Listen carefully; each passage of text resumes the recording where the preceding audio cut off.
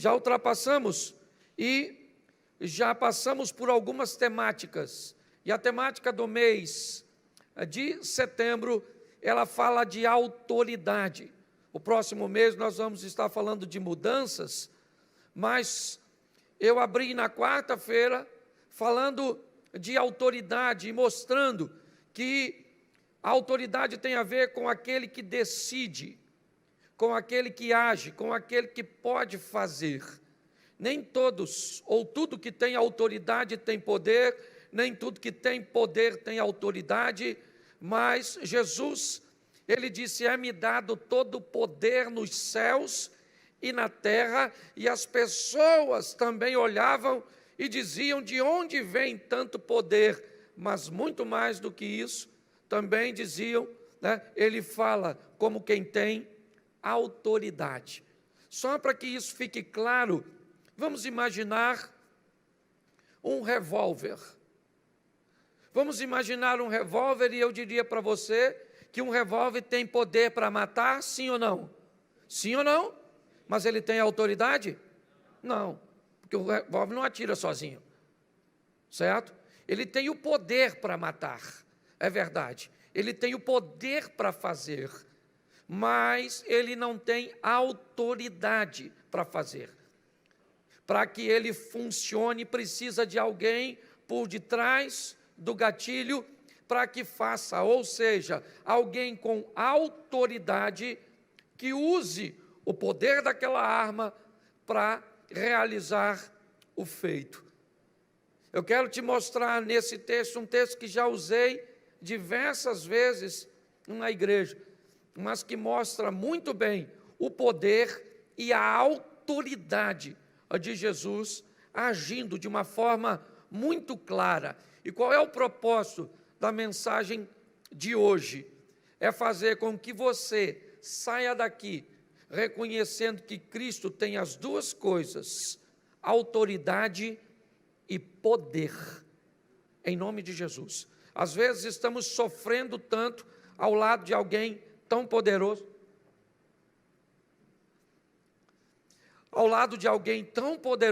e eu vejo pessoas reclamando e se queixando de coisas que não necessitariam se tivesse apenas uma mudança de posicionamento. Então abra a sua Bíblia, que esse texto é legal, você ir para casa com ele, ainda que vai ser colocado aqui, Marcos, capítulo de número 4, verso de número 35, é o texto narrado em Mateus, Marcos e Lucas, só João não narra esse texto, e ele fala do momento em que Jesus vai acalmar uma tempestade. Marcos, capítulo 4, verso de número 35. E naquele dia, sendo já tarde, disse-lhes: passemos para a outra margem, ou para a outra banda. E os discípulos, deixa eu pegar aqui, 4:35, e eles, despedindo a multidão, levaram consigo assim como estava no barco, e outros barcos o seguiam. Ora, levantou-se grande temporal de vento, e as ondas se arremessavam contra o barco, de modo que o mesmo já estava a encher-se d'água. E Jesus estava na popa, dormindo sobre um travesseiro. E eles o despertaram e disseram: Mestre, não se te importa que pereçamos? E ele despertando, repreendeu o vento e disse ao mar: acalma-te, e mudece. O vento se aquietou e fez-se grande bonança. Então lhes disse: por que sois assim tímidos? Como é que não tendes fé? E eles, possuídos de grande temor, diziam uns aos outros: quem é este, que até o vento e o mar lhe obedecem? Feche os seus olhos. Senhor, em nome de Jesus, continua falando conosco, usa-me como um canal de bênção nesta hora, em nome de Jesus, amém, glória a Deus, amém? Preste atenção, porque é muito importante nós entendermos o ambiente em que isso está acontecendo. Por que é que os discípulos vão estar naquela situação? Por que é que eles vão viver aquele momento? Marcos, ele diz que já era tarde quando Jesus chama seus discípulos e diz para que eles entrem no barco para irem do outro lado. Na expressão que Marcos usa, um advérbio de tempo, dizendo que já era tarde, e eu entendo que na ótica, talvez, dos discípulos que narraram provavelmente essa história para Marcos, pois ele não fazia parte, né, do grupo de discípulos, eu não sei como essa história chegou até ele, mas é importante entendermos que esse grupo tem um líder. Quem lidera esse grupo é Jesus. É importante entender que é a vontade dele que vai prevalecer nessa liderança. Se os seus liderados acham que está tarde, acham que não tem jeito, acham que é melhor mandar as pessoas embora, porque já está ficando tarde, a multidão está ali, não tem comida, é melhor mudar a tônica do discurso, porque o povo está indo embora. Os discípulos de Jesus nem sempre concordaram com aquilo que ele estava fazendo. Em inúmeras situações, nós vamos ver que os discípulos discordam do discurso de Jesus. Pedro, por exemplo, discordou ao ouvir Jesus dizer que iria morrer daquele jeito. Nós olhamos, né, muitas situações onde os discípulos achavam que Jesus não estava certo, mas eles entendiam e obedeciam, mesmo confusos, porque eles respeitavam a autoridade de Jesus. Então é importante nós entendermos que na ótica, provavelmente, dos discípulos, o momento não era adequado para atravessar o mar. Talvez porque tinha 4 pescadores e eles já foram capazes de identificar que uma tempestade já estava rondando o mar da Galileia. Fazendo aquela leitura, não era seguro entrar naquele ambiente, era inapropriado. Só que quem está dizendo que vai ser feito é alguém que tem autoridade. Mas me parece que esse requisito ainda não está muito preenchido na mente dos discípulos. Os discípulos ainda estão um pouco confusos no que diz respeito a essa intensidade de confiança. Então, por isso, eles precisam dessa lição. Então, dizem que já era tarde quando Jesus diz para os discípulos irem para o outro lado. Tá certo? Verso 35. Mas no 36, põe aí, eles deixando a multidão. Preste atenção, porque agora os discípulos precisam tomar uma decisão. Eles precisam deixar alguma coisa para caminhar com Jesus. Não cabe todo mundo no barco. Não dá para todo mundo estar ali. Para andar com Jesus, tem que entender que algumas coisas não poderão fazer mais parte da nossa vida.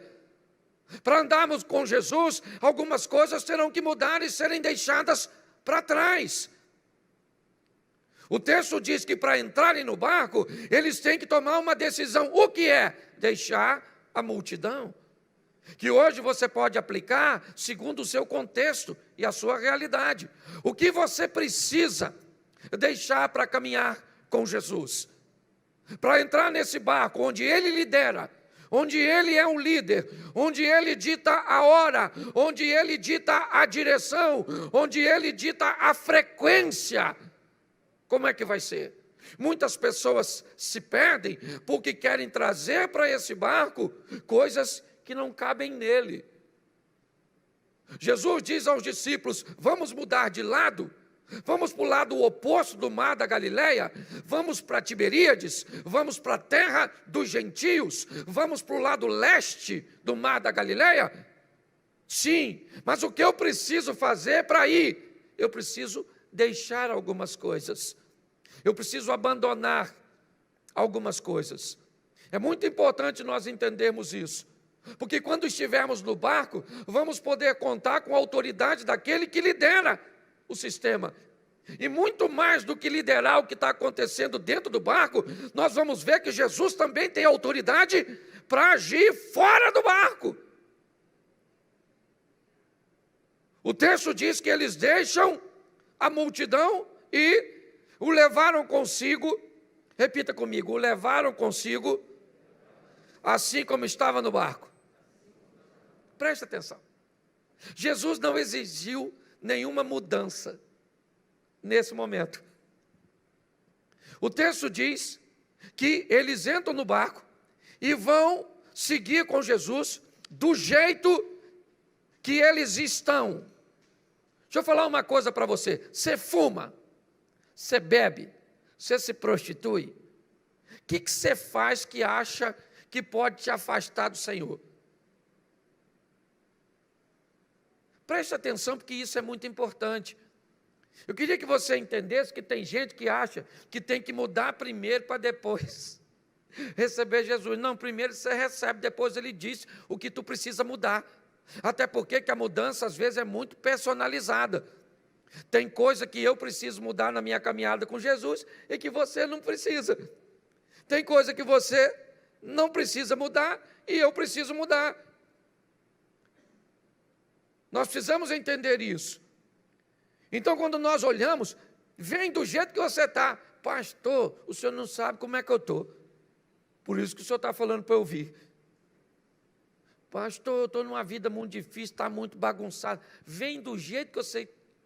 Vem, entra no barco, mas deixa ele liderar. E se submeta à autoridade dele. E já nem você se conhece mais. Porque você vai passar a fazer o que nunca fez e vai deixar de fazer o que fazia sempre. Porque ele vai passar a liderar a sua vida. Posso ouvir um amém? Então, os discípulos estão no barco do jeito deles, com os valores deles. E nós vamos ver isso.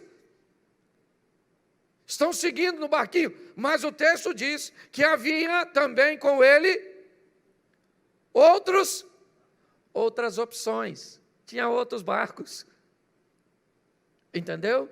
Jesus não é o único barco, não. Tem outros barcos navegando paralelamente aí ao nosso lado.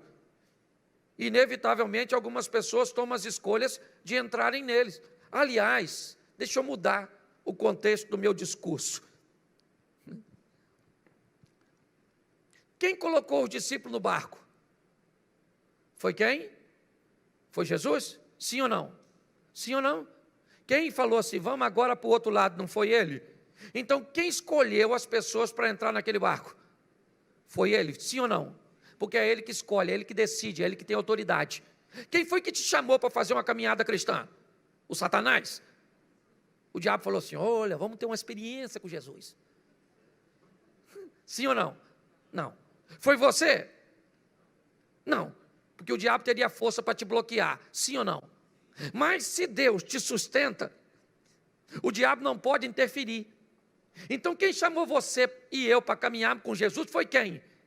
Então ele falou, você vem do jeito que está, entra no barco, sei que tem outras opções, eu sei que tem outras opções, sim ou não? E às vezes o diabo coloca elas tão coloridas, tão bonito, que parece que lá é melhor que aqui. Até porque se o diabo não enfeitasse o inferno, ninguém ia. É ou não é? Tem que pintar um negócio bonito. Você olha assim, fala sério, você olha para uma balada, aquele pessoal tomando uns negócios, pessoal bonito, brilhoso, vistoso. Não parece que a igreja é um negócio chato para caramba? Que bonito é aquilo lá. Fala sério. Tu já foi numa rave? Ninguém fala nada. Mas pensa naquele negócio maravilhoso. Tum, tum, tum, tum, tum, tum, tum, tum, tum. Sim, meia-noite, 2 horas, tum, tum, tum. Você sai de lá, você vai tum, tum, tum.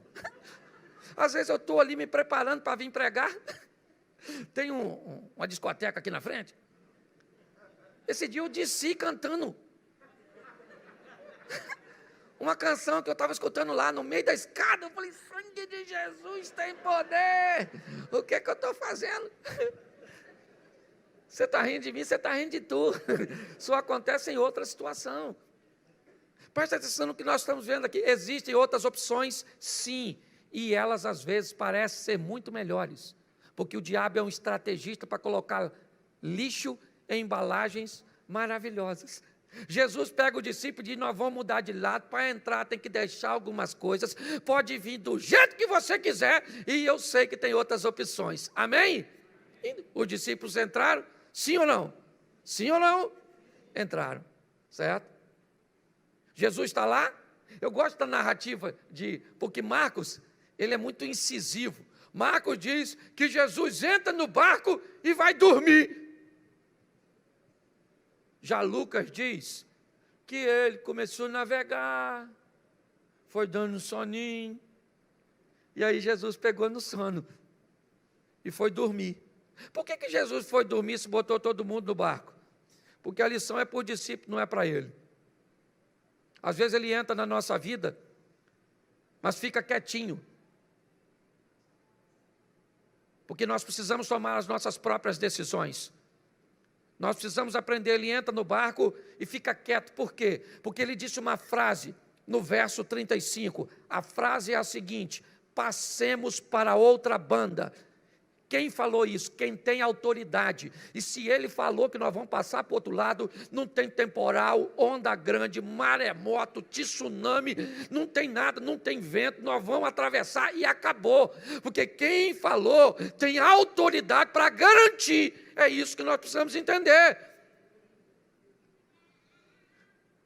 Os discípulos, eles estão vivendo num ambiente muito novo para eles. É muita coisa para aprender em pouco tempo.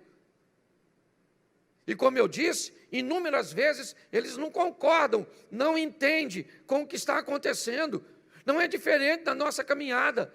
Em muitas situações, nós não entendemos o modelo, não entendemos o que Deus está fazendo. Será que Ele não poderia fazer diferente? Será que Ele não poderia mudar aí o tempo para realizar as coisas num processo mais fácil de entender? Não, Ele é o líder, faz do jeito que quer. O que eu preciso entender é que quem está no controle sabe de todas as coisas e é perfeito. É isso. Jesus vai dormir. E quando Jesus vai dormir, quem é que aparece? O vento, a tempestade. O vento começa a soprar o barco, para lá e para cá. E se tem uma coisa que para crente é com fartura, é tempestade. Pode notar, volta e meia, ela aparece lá, não precisa nem chamar, que ela vem sozinha. Jesus está dormindo, e se você já pescou, ou entende um pouco, o mar começa a virar, ficar grosso, como alguns utilizam, e o mar começa a engrossar, ele começa a bater. Nós não estamos falando de um transatlântico, nós estamos falando de um barco pequeno. O ambiente começa a ficar desconfortável ali dentro, a tempestade começa a chegar, as ondas batem de uma tal forma que começa a molhar o barco. Os pescadores profissionais, provavelmente Pedro, seu irmão André, Tiago e João, oferecem um pouco mais a proa,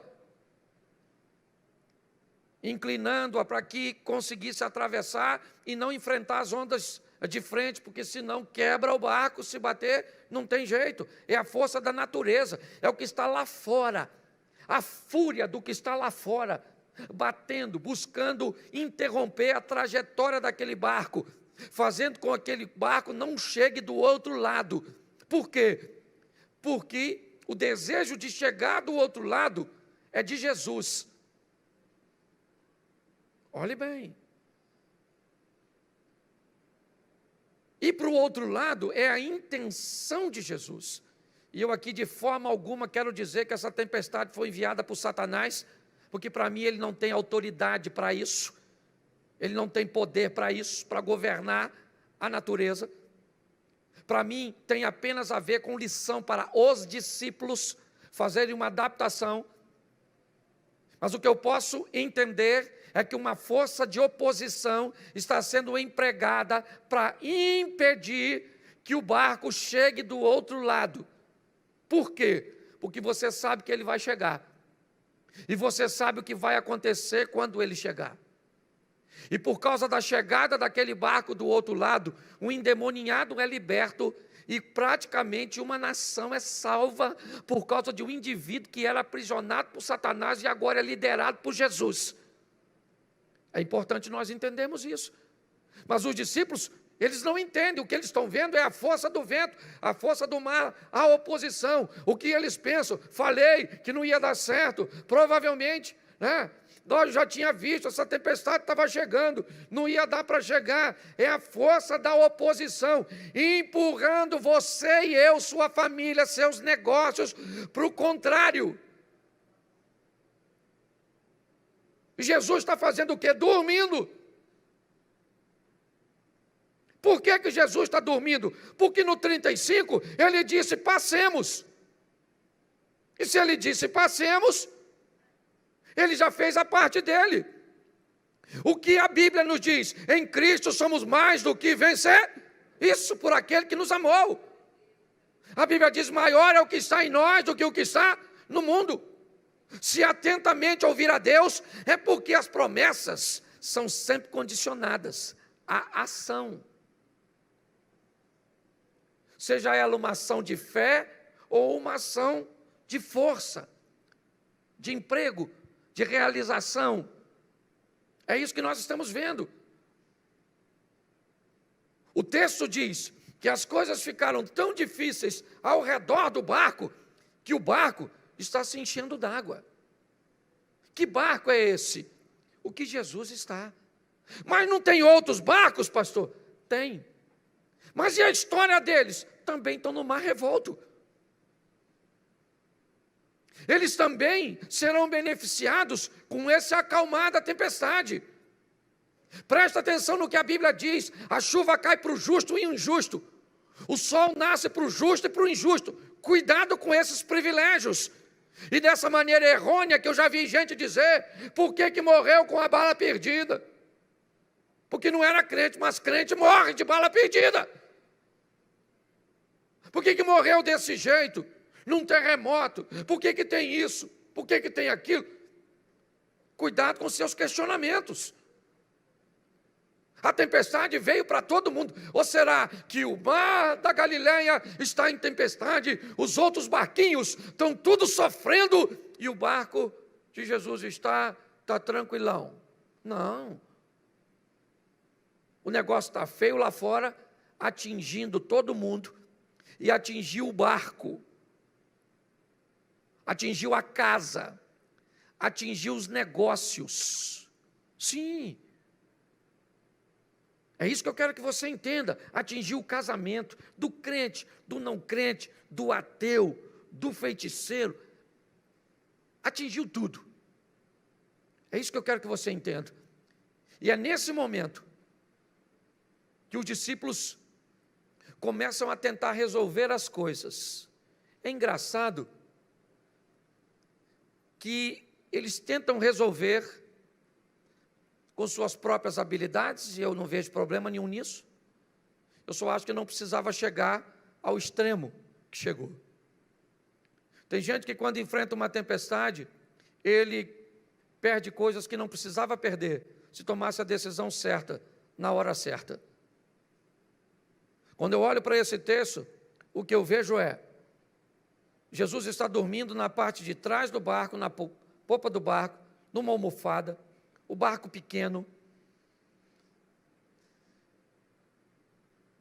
Eu não sei nem como é que se dorme nesse ambiente, para te dizer a verdade. Num barco pequeno, batendo do jeito que estava, a ponto da água entrar. Eu não vou garantir isso aqui. Isso é uma coisa que a gente pode, uma dúvida que nós podemos tirar depois que a gente chegar no céu. Você chega lá e chama Jesus no cantinho. Fala, Jesus, o pastor Cláudio estava pregando lá no Projeto Recomeçar. E ele falou que provavelmente o senhor nem estava dormindo, estava só de olho fechado para dar a lição. Porque é praticamente impossível estar dormindo nesse ambiente. Mas ele está tranquilo, porque ele está esperando o barco fazer o quê? Chegar do outro, porque ele disse que, isso aí, ele já falou, nós vamos e nós vamos. É isso, a autoridade do Todo-Poderoso, aquele que pode fazer.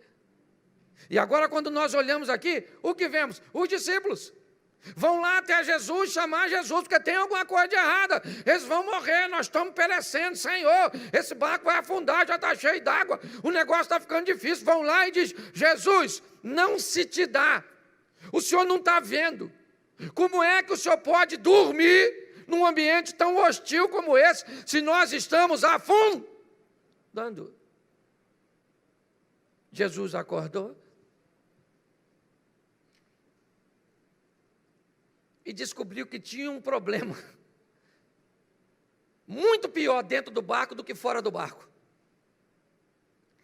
Olha, o vento e o mar, Jesus resolve com uma palavra só. O alinhamento dos discípulos, Jesus caminha com eles, mas quase 1 ano e pouco, e ainda tem gente bagunçada. Se você acha que tem um perigo fora do barco, você está muito equivocado. O perigo maior está na mente da turma que está dentro do barco.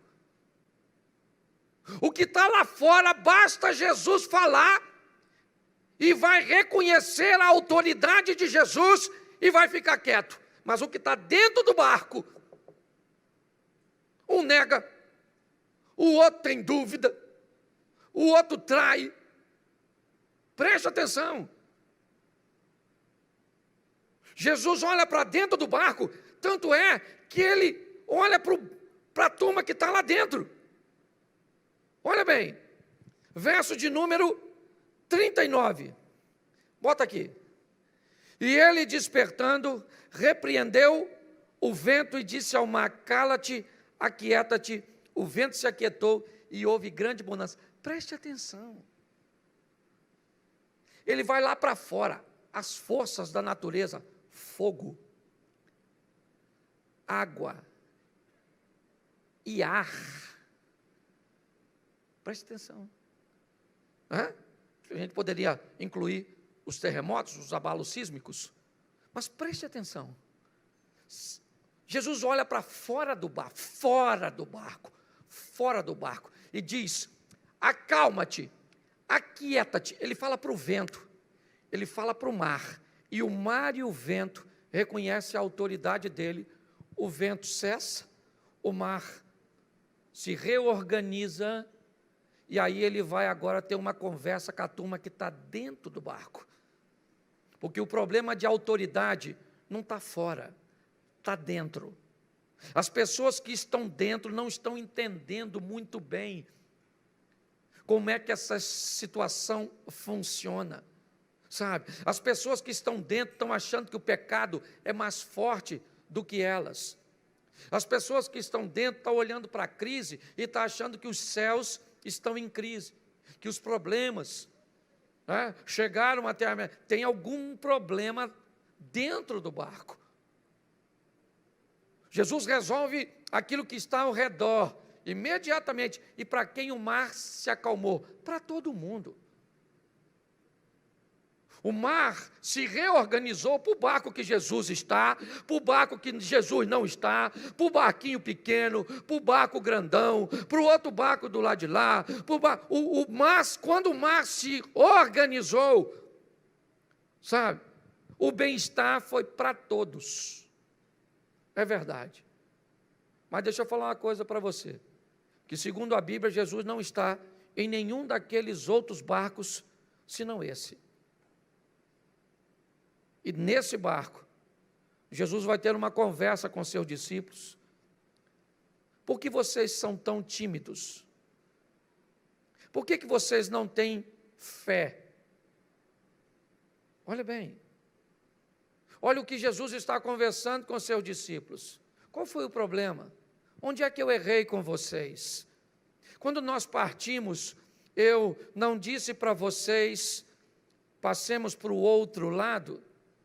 Eu não estou caminhando com vocês e disse para vocês que o Satanás, o vosso adversário, Eu não estou caminhando com vocês e disse para vocês que todo dia traz consigo seu mal.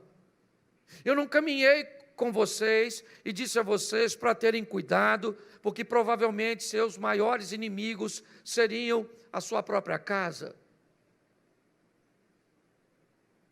Eu não instruí. Onde foi que eu deixei de mostrar a vocês algo que fizesse tão claro que a vida de vocês seria pautada na minha autoridade? É isso que Jesus está dizendo. Basta vocês olharem algo que contraria o que eu disse, porque foi isso que o vento veio fazer. E é aí que eu te digo, para mim, quem mandou o vento foi exatamente Deus. O vento aqui, esse aqui é o problema. Todas as vezes que enfrentamos uma oposição, parece que as pessoas vão dar o crédito para Satanás. Porque o diabo, eu acho que é muito crédito. Não, querido. Seja quem for que está trazendo a lição, ela só vem para um motivo, para me levar para a próxima fase do meu nível de intimidade para com Deus. Para que eu reconheça o quanto de autoridade Ele tem, não apenas dentro da minha vida, mas fora da minha vida. O que você tem? Uma empresa falindo, Ele tem autoridade para abrir as portas para você, para enviar clientes de onde você menos imagina. Ele tem autoridade e poder para isso. O que você tem? Um casamento que está dissolvendo, uns filhos que estão de um jeito. O que é que está acontecendo? O que te envolveu a ponto de fazer com que você ache que Jesus perdeu a autoridade? Porque é isso que nós estamos vendo no texto. Os discípulos olharam, a tempestade era forte, e o vento está soprando, e a água está entrando, e parece que o barco vai afundar. E se o barco afundar, Jesus mentiu. Porque ele disse, nós vamos para o outro lado. Nós precisamos tomar uma postura em nossas decisões, olhar as coisas por um ângulo mais amplo, ampliar nossa visibilidade. Basta algo não dar certo. Tem gente que mede as coisas pelo nível da oposição. Aí eu vou fazer. Se tiver tudo dando certo, é porque Deus está no negócio.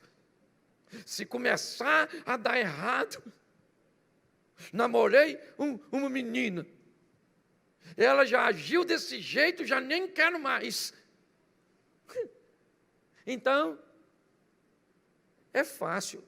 Aliás, se você levar a vida assim, e eu fosse o diabo, eu falaria para um ajudante meu, aquele ali, ó, assim, só dificultar. Dificultou, ele desiste logo. Porque à medida que ele usa, não, querido, eu estou em obediência a Deus, Deus está comigo? Tá. Pautei a minha vida aqui, o que eu vivo enaltece o nome do Senhor, certo? O que eu vivo não prejudica meu próximo, e o que eu vivo me traz satisfação, então estamos juntos, vamos colocar em prática. E agora? Agora eu vou viver segundo a autoridade do Senhor, então vai dar tudo certo? Não. Não vai dar tudo certo. Vai terminar do jeito que ele disse que seria. É assim que funciona. Agora, o percurso é desafiador. Quando Jesus levanta, ele diz para o vento, fica quieto, mar, cala-te, tudo se acertou, lá fora está tudo normal, mas aqui dentro tem um problema. Tem um problema. E se você acha que ele terminou nessa situação, não. É só olhar o que os discípulos viveram depois disso, e você vai ver que Jesus teve que resolver muitas coisas depois dessa, para instaurar na mente dos discípulos um nível de autorização, ou de autoridade satisfatória. Foi isso que ele tentou fazer a grande parte de seu ministério. Vamos lá, cheguei na casa de Jairo, vamos lá, o que tem aqui, Jairo? Olha, a menina está morta lá dentro. Jairo, enquanto você foi procurar Jesus, a sua filha morreu, já era, não adianta mais, a menina está morta, morreu. Jesus falou para Jairo, vem cá você, sua esposa, vem aqui, Pedro e João, vamos dar um pulinho aqui dentro, e vamos dar uma olhadinha. Chegou lá, a menina está morta, a garota está morta mesmo, é verdade. Pois é, o que é a morte para o homem? Morte para o homem é a ausência de vida. O que é a morte para Deus? Apenas um estado de sono, porque basta eu mandar para lá aquilo que estava lá. Pronto, menina, levanta, Jairo, toma a sua garotinha, aquilo que os homens não puderam resolver, Jesus foi lá e resolveu, porque tem autoridade para fazer e poder. Sabe qual é o grande desafio? E estou pregando para mim. Não estou aqui fazendo um discurso de exortação para você, não. E já estou terminando. Porque muitas vezes eu, que já vi Deus fazer coisas extraordinárias na minha vida, fico abalado com obstáculos pequenininhos. Me entristeço com coisa pequena. Muitas vezes na minha mente eu digo que eu vou parar, que não vale a pena. Você pensa que é só você que vive isso? Não é não. Muitas vezes, sabe, esses pensamentos percorrem a maioria de nós, mesmo com todo o conhecimento que temos. O que nós precisamos é entender, Ele está no controle de tudo. E no final desse negócio, meu irmão, vai dar bom, como diz o carioca.